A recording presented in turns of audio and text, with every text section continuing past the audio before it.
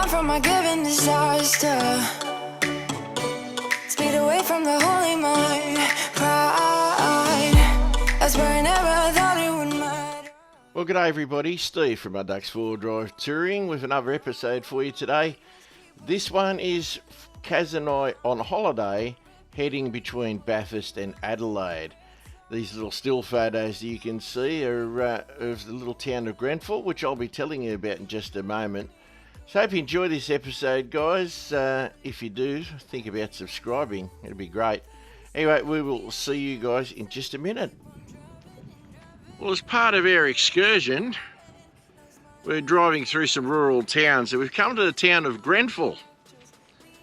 And Grenfell has some silo art, which you can see behind me there. So I'm going to go up and read about the silo art, but I'll give you a look at it first. Seeing as how we've parked in the shade, not far from the silo art. Now, we nearly drove past this, didn't even know it was here, but there was a sign in town saying this way to Grenfell silo art. So here we are checking it out. It's pretty cool. Obviously it's a scene of rural area and cattle and stuff. You can view it from this angle here, so that you don't get the gaps in between the silos. So it's pretty nice. Sheep, cattle, rural scenes, some birds. It's been signed at the top by somebody 2019, so it's pretty good. I'll go up and have a look at the info about it and see what that says. I'll give you a quick detail on that one. Kaz up there reading already. Here's all your information about the Grenfell silos, about the history of grain transport and how they were used and all that stuff. It's all pretty interesting, but what we're here to look at is the fact they've been painted. There's a picture of how they looked before they were painted. The artwork is a compilation of images which represents the contemporary farming industry and landscape of the Western Shire. The foreground features sheep, cattle, native birds, set in a farming landscape crowned by Western Mountains National Park. The skyscape incorporates a natural sepia colour of the silo, topped with light cloud coverage. So there you go, the artwork is an adaptation of photographs taken by photographer D.A. Yates. So there you go, that's the quick rundown of the silo artwork and how it was done. It's pretty good. We've got a few silos in our collections now, so we'll take a few stills of these as well. Kaz will probably sign the visitor's book and we'll keep moving on, as today is basically a transit day. See you in a while. Also in Grenfell is the historic railway station. A quick word about it here from the Lions Club. Following the demolition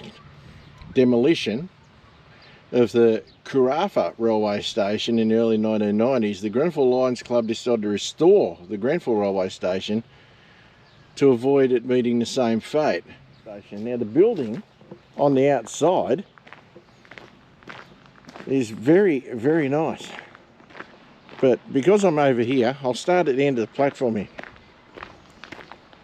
So you walk up onto the platform and I've got this old train carriage here. So that'd be all locked up, so there's no way you can look at that, and that's okay. So you got an old rail carriage that is also in slight disrepair. But this is a classic country railway station. Actually, a lot of railway stations were built like this. Not just country ones, but all of them. So it's fair to say the rail line's obviously no longer used, but the old station's not bad. It's pretty well preserved. the way they've done it up.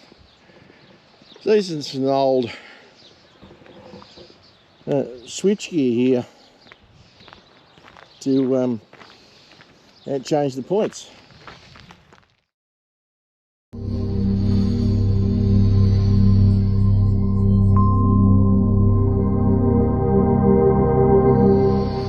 So that's still there. Obviously the rail was probably used heavily for grain and stuff in the day, and now it's been given way more to road transport, I'm guessing. And coming back around the front of the building, it is it's very nice. There's no getting in it, and that's okay. The local Lions Club actually uses it as a meeting place. So, and why not? They've been involved in the restoration of it. So, looks like some old rail carriage seats. It's not bad. Now, further down from this building is another bit, so we're going to have a look at that. Well, I'll wait until I get down there to show you that bit. It's the start of the Grenfell men's shed area with some relics and stuff like that, and some sculptures. This looks like it's meant to be a version of the robot from Lost in Space, made out of brake pads and other things. Another railway carriage here, looks in quite good nick. Old unicycle, probably, well, that's a sculpture obviously. This is all part of the men's shed, but this building is still like a rail platform style building. So would have been to do with freight loading, I'd imagine, back in the day. So it's pretty good. So and it's literally just up the road from the silos. So if you're in the Grenfell area, come and have a look at this stuff. It's all part of our history and well worth a look. And Karen and I have been able to park in the shade, so it's probably a good time for us to have a bit of lunch. So we'll continue on our trek. As I said, this is a transit day. We don't know where we're going to wind up today, but we'll go somewhere. So see you in a little while, guys. Alright, back with you again. I was talking to a local. It's actually the treasurer of the men's shed here, and he was telling me about the about how it came about. So I'll just pan you around again while I talk to you. So it would appear the guy who did these sculptures was a local, and he'd been to war, and he came back and he had a few issues, as you do when you come back to war, and he found that the best therapy for him was to start sculpting. So he's made sculptures out of machinery and tools and stuff. Len Wallace was his name, and from there, while he was doing that, apparently more blokes were visiting him at his house and so on, and the wife was making him coffees and so on, and turned out that they decided it was getting too busy, so they needed an actual men's shed somewhere. This is the first rural men's shed in Australia, so that itself is pretty historical, and it's very well presented. Everything around here is well presented. So thanks to the local gentleman, whose name I didn't get, for passing on that information. But yeah, the things you find out and the people you see. Anyway, if you're in Grenfell, come and have a look. Make a donation to the men's shed. Have a look at the restored railway station, the silos, and just take it all in. Like I said, I'll show you more later on when I can.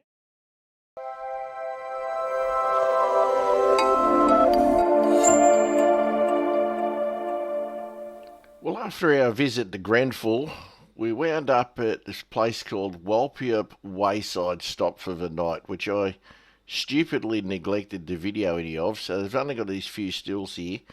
I did do a little bit of video of it the next morning, which you'll see in a second, but nothing special really. A great little stop overnight, just on the side of the highway. Doesn't cost you anything, or doesn't cost you much anyway. I think it might have been a donation, I can't remember now. I'll have to go back through some more footage. Anyway, we continued on our way to Adelaide. We'll show you what we got up to next in just a second. Okay guys, well after we left camp this morning, Kaz and I are driving around, we found this sign that pointed us to a pink lake, so we thought we'd go and have a look at it. Excuse the sunnies, the sun's straight in my face guys, but I'll show you what I can of this lake. It looks pretty awesome.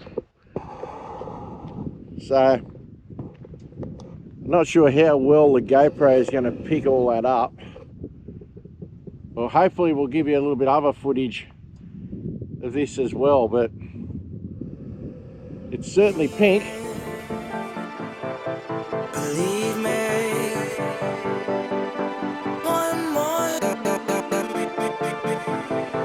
Believe me,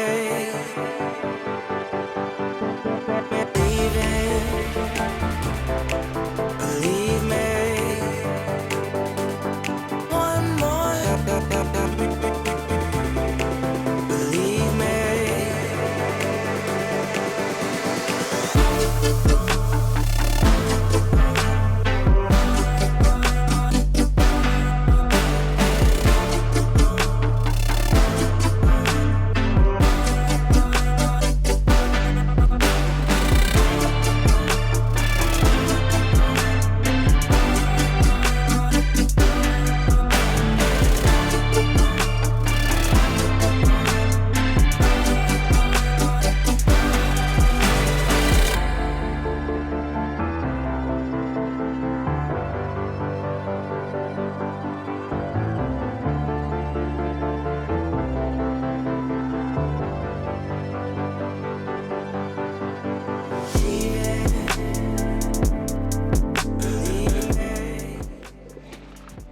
Very quickly, the lake we are at, which I've forgotten already. Crosby. Lake Crosby. There you go, Lake Crosby.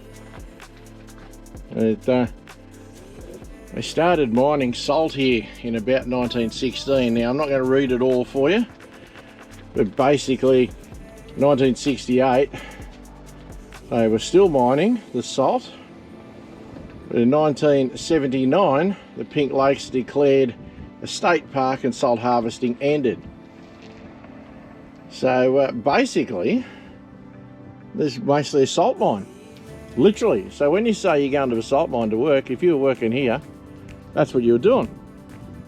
You were mining salt.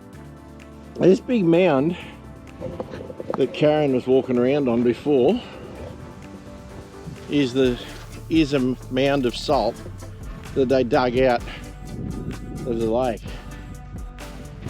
So, but obviously it's all very hard from being weathered and stuff, but yeah, it's literally just salt that they dug out, and it's been left here since the cessation of mining. As you can see here, it's just all crusty, and trust me, I had a go at it earlier, chose to be stupid and get hold of it a little bit, licked some, but yep, it's full on salt. It's proper salt. So, you know, this is just a little thing we found and on the way through, so we'll continue on our way, but thought we'd share that with you. Might drive around the national park a little bit more, but we are trying to get to Adelaide today, so we will get out of here. Anyway, we'll see you guys in a little while. So we headed out from Pink Lake and worked our way to Adelaide. There wasn't a lot of other stuff to show you. And we wound up in a motel in Adelaide for a few nights, just because it's easier in a major city like that. So we didn't video any of that because a motel's a motel, guys, and you don't need to see that. So after these little shots of the Pink Lake here, you'll see us catching up with a friend in Adelaide and what we did. Big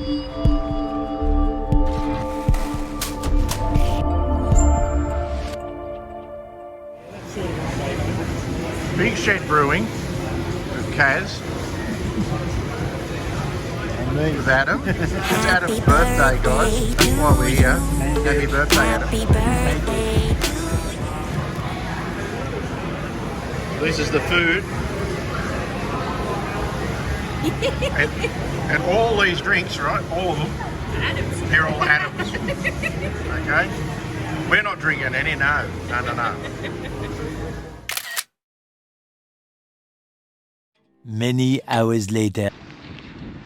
Well, we've made it to Adelaide. Haven't filmed a lot because of basically it's been a road trip. So we're out here at Largs Bay. Never been here before. There's this nice big jetty here, so Kaz and I are going to go for a look along it and see.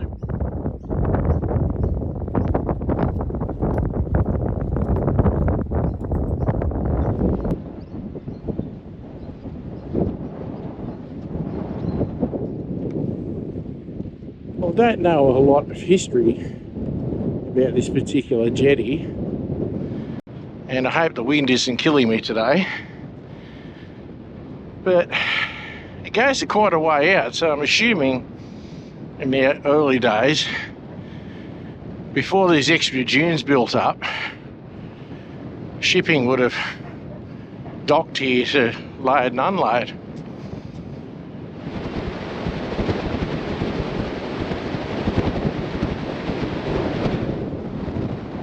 Out the end of the jetty.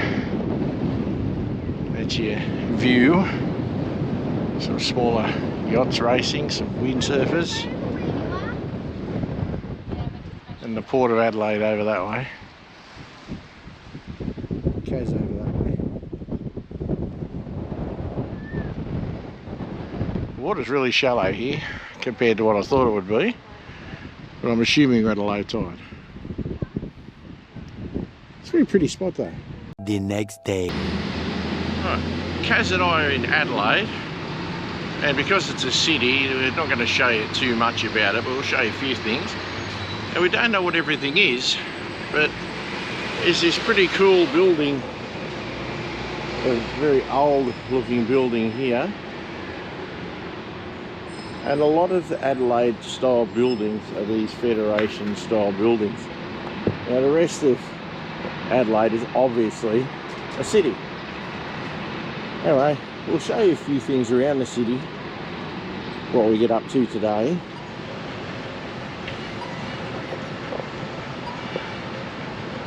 Now, one thing you have to do when you come to Adelaide is come and have a look at Adelaide Market. Now, we'll go in there in a second, but Kaz has found something interesting, I think. So I'll let her tell you what she's found. Outside Adelaide Markets, we've come across this structure.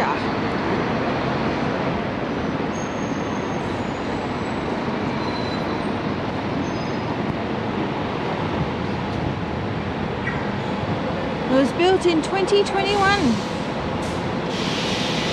to represent art, music, light and technology.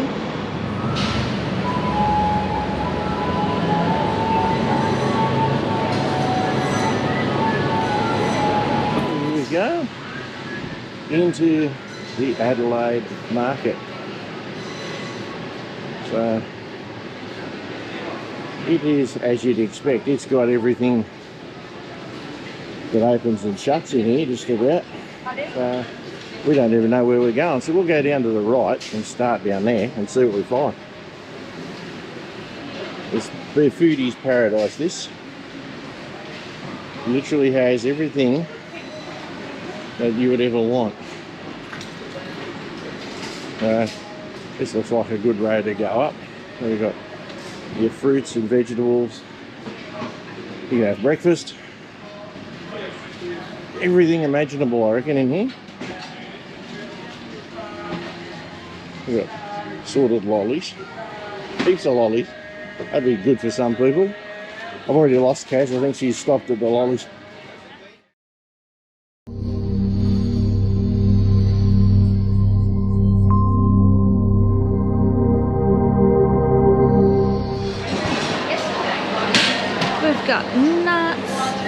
chocolates, lollies. Oh, shop full. How cool is all this? This is awesome. Fruit, all fruit you can think of. Wonderful spot. Look at here, corner deli. Hello, all those cheeses, guys. That's pretty impressive.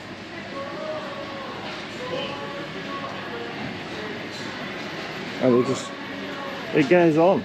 So, upstairs parking, for those of you who haven't got big antennas and things hanging off your cars. No good to me, I'm out on the street.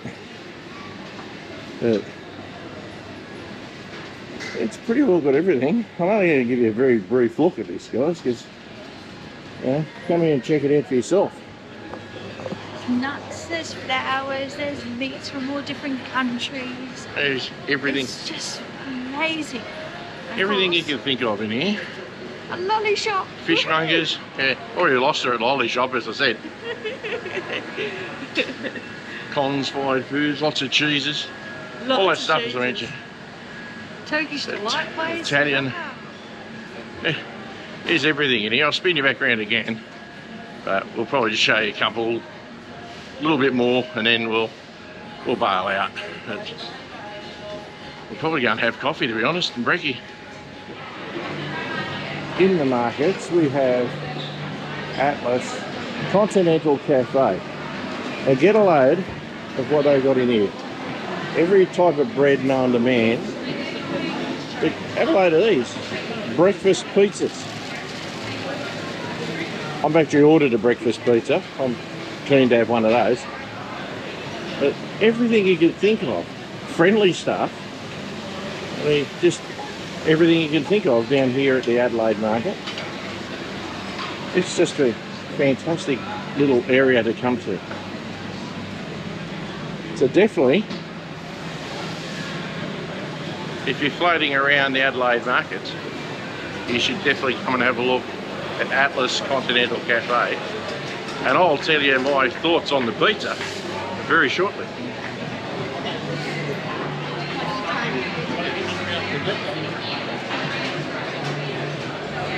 Bring it around the other side here.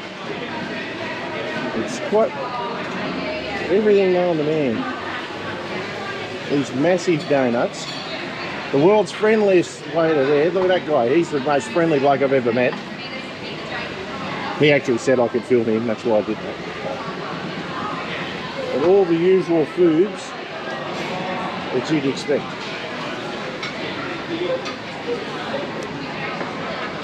I'm now going to sit down and wait for me pizza.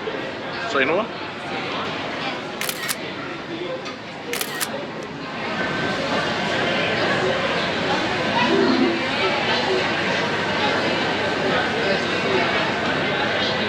Oh, lovely French toast. Alright, my pizza's here. Kaz tells me her croissant is fantastic. Nice hot chocolate. Nice looking coffee. We're going to get into this, guys. I can tell you guys, that pizza was absolutely awesome. Well, what an experience that was at the markets. What a breakfast. Crikey. If you get your chance, definitely go in there. Now, we're just going past the Chinatown section, but Chinatown really comes to life later in the day. So, into the evening. And we're not here at that time, so next door to the markets is Chinatown, so give that a look if you're here later of the day. We're going to head back to the car and go and explore some more of Adelaide, and we'll see you shortly.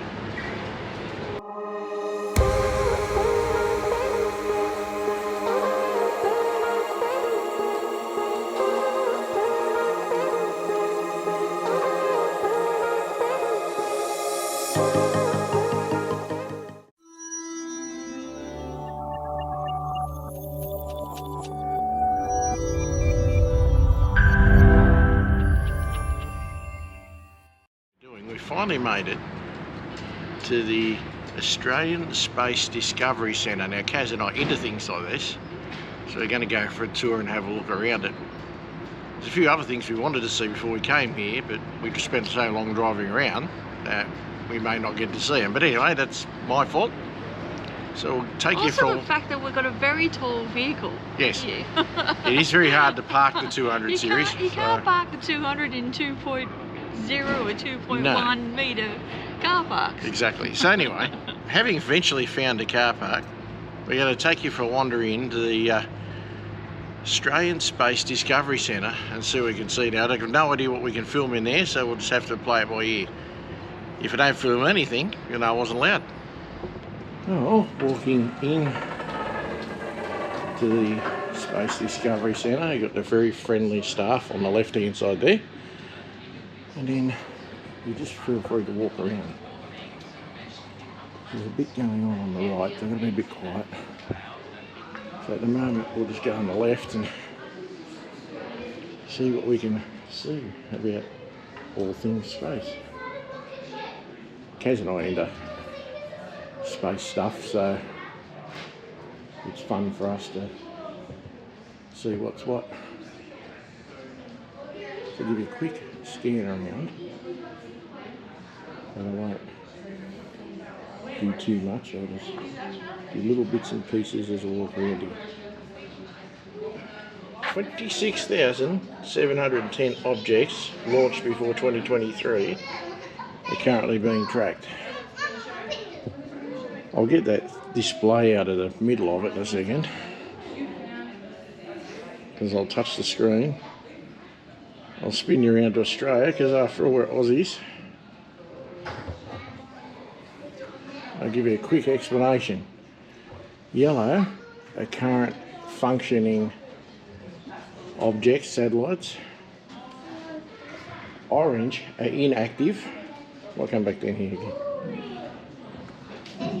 Blue is just debris. Now I'm going to start spinning again. And the red are discarded rocket bodies. So get a load of all the rubbish they've left up there from launching rockets. As we make our way around Adelaide, come to this. That's cool. Remembering the horses. So it's a trough. How cool is that?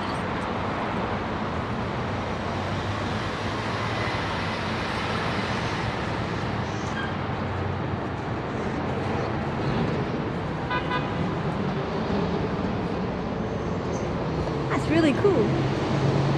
In the middle of Adelaide. That is just awesome.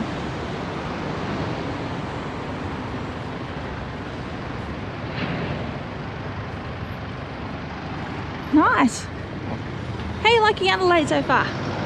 Yeah, it's not too bad. Still got plenty to see, so Let's get to it then. keen to check it out. Now, when you're in Adelaide, if you're into those kind of things, along the North Terrace there's a bunch of different things, including the University of Adelaide, the Space Discovery Centre that we've just been to. There's the Art Gallery of South Australia. Now, if you're into these kind of things, you could spend quite a bit of time just on this street checking out stuff. Now, Kaz and I are not particularly into art galleries. Don't really need to look at the uni. We are working our way up towards the War Memorial. But Adelaide is full of old buildings that are surrounded by new buildings. So it's quite a contrast. Across the road I've got a David Jones building, which looks very new. But then you can see it there in the distance, this really old building. That's how Adelaide is. It's preserved a lot of its heritage buildings. They're still in use today. Not always for the same reasons they were before, but they're still being used. Some of them have been built upon and behind like this one across the road. Obviously the facade is historical, but there's a tower built behind it. So it happens all over the place. Anyway, making our way up the North Terrace to find the War Memorial.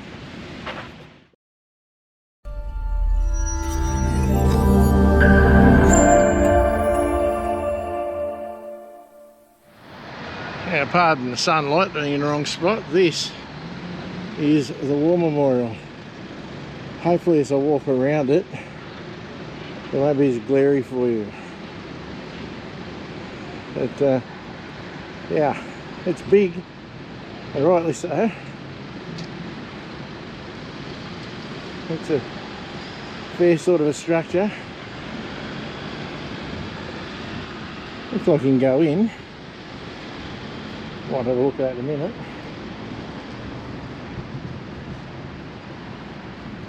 But it is a big thing. Can't even get it all on camera, guys.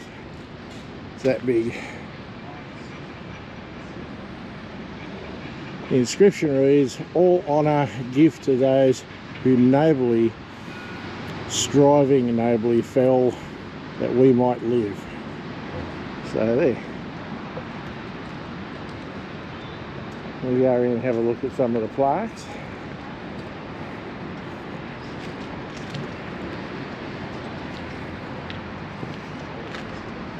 This memorial commemorates those servicemen who enlisted in South Australia and who paid the supreme sacrifice in a theatre of conflict involving the Australian Armed Forces, Malay Peninsula, a bunch of dates, Korea, Borneo, Vietnam. Their names live forevermore. So they should. This one here is the Second World War, 39 to 45. A hell of a lot of names. A lot of great people died to keep this country great.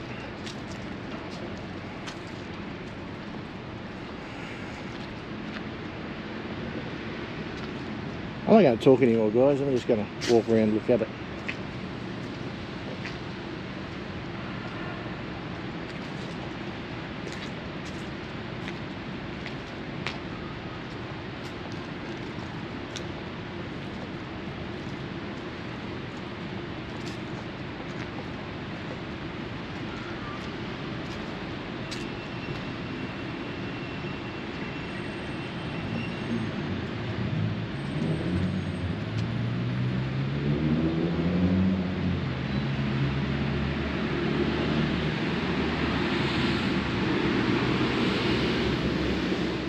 Actually, I will tell you one thing you might not know.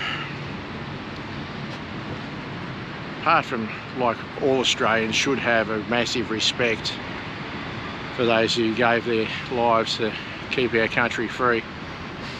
I did have a very short military career many years ago, so I do feel a bit close. I didn't spend the time in the armed forces that some of us have,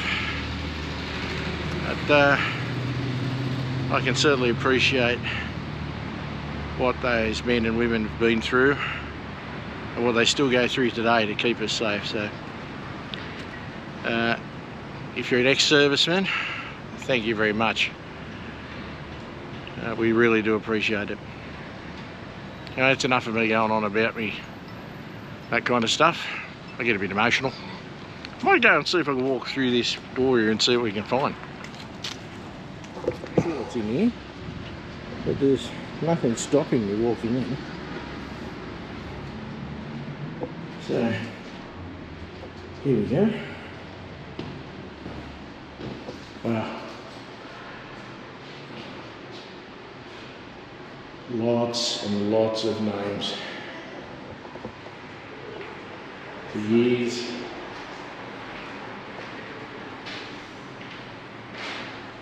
This way.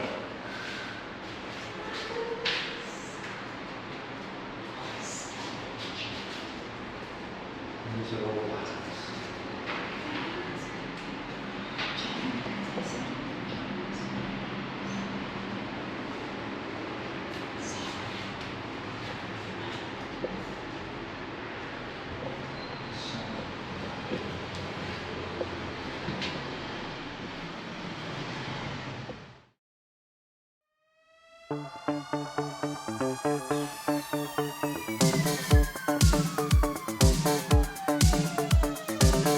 Run them all!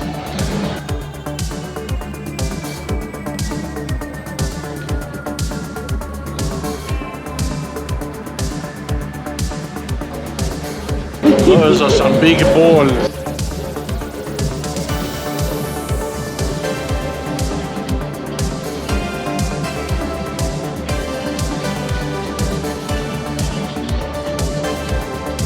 Balls of steel. And who doesn't love a good chocolate shop?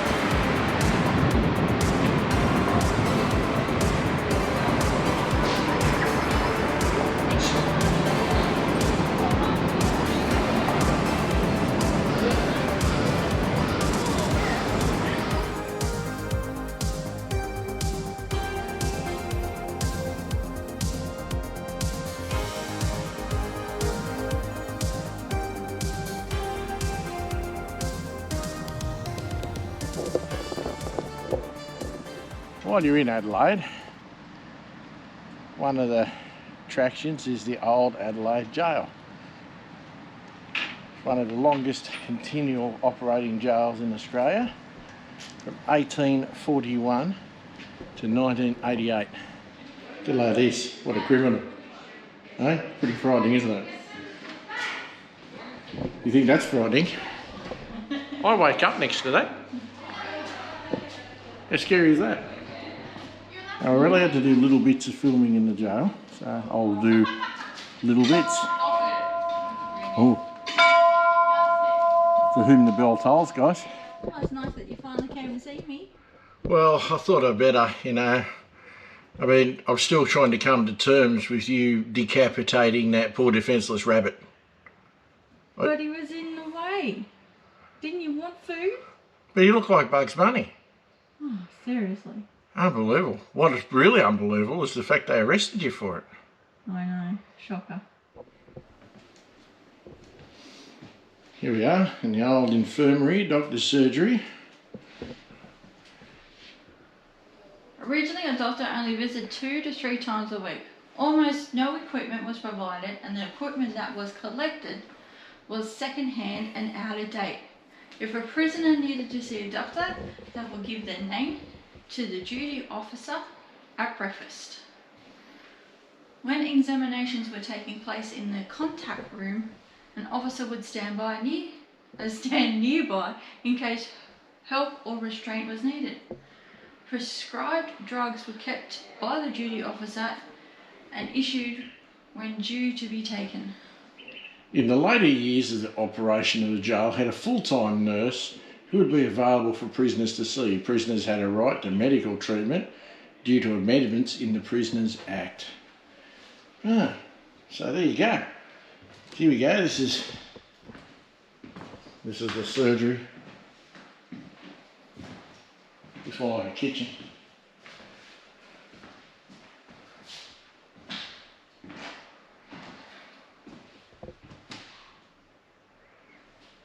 There's a bed in there.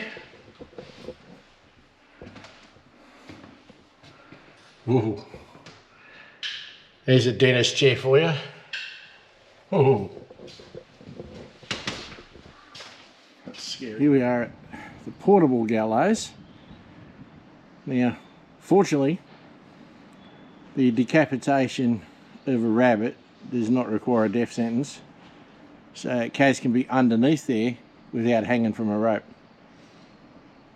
Just think yourself lucky, Kaz. Oh, very.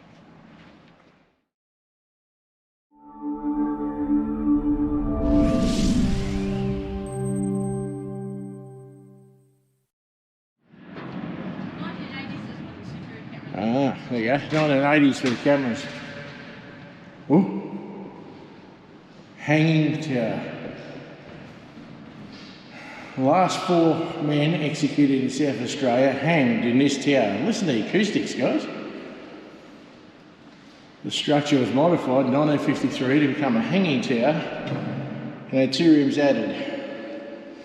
One cell was for the executioner and contains the lever to operate the trapdoor. The other held the condemned man 2 hours before he's hanged.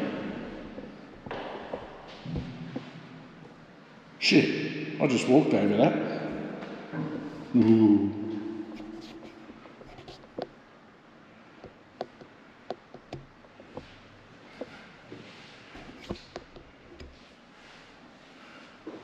Pretty dingy.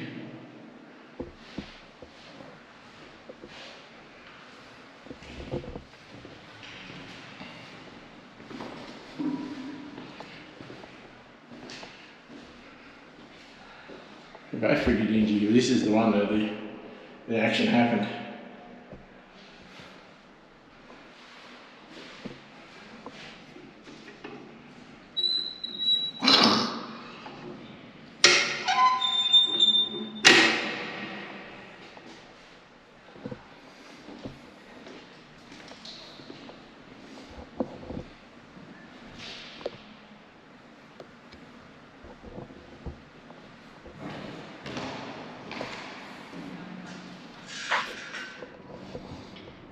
A little bit about that tower, but more about the jail in general. A total of 66 people have been legally hanged in South Australia since settlement in 1836. 16 of these executions were in country areas between 1840 and 1880. Of the 50 hangings within Adelaide, 5 took place in the parklands or the police barracks, and the rest were at the jail. South Australia's first hanging was a public spectacle when Michael McGee was hanged from a gum tree in North Adelaide on 2nd of May 1838. McGee was a 24-year-old Irish Catholic who was convicted of shooting at the sheriff. He was hanged within 6 days of the sentence being passed. The execution was witnessed by most of the colony's population. It was reportedly a gruesome scene, with the hangman's incompetence prolonging the prisoner's death.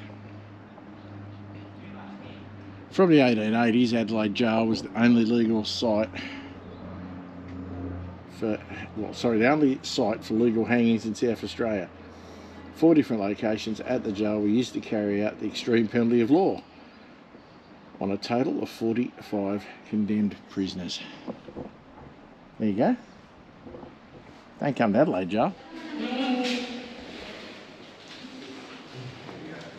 Typical remand cell, guys.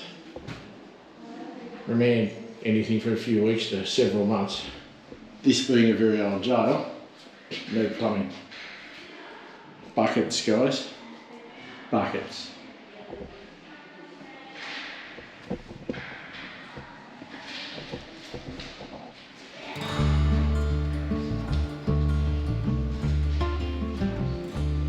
I'm aware of the bonds. Not real comfortable, is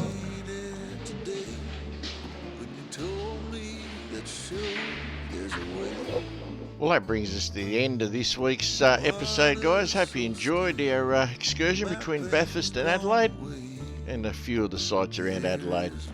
If you did like it, put a like on it. Really helps the channel. If you're new here, consider subscribing. Click the notification bell and you'll know when a new clip comes up. For the old hands, as always, thanks very much for taking the time out of your day to watch one of my clips. Really do appreciate it, guys. All the best. Just get out there, enjoy the bush, or in this case, enjoy the city. Slightly different. And we will definitely see you on the next one. Hope you enjoyed it again, guys. Cheers from Steve and Kaz at Mudduck's 4-Wheel Drive Touring. See you soon. I'm a wanderer of the soul. Before the end, I plan to behold. But I know I'll lose myself along the way. What's gone is gone. What's past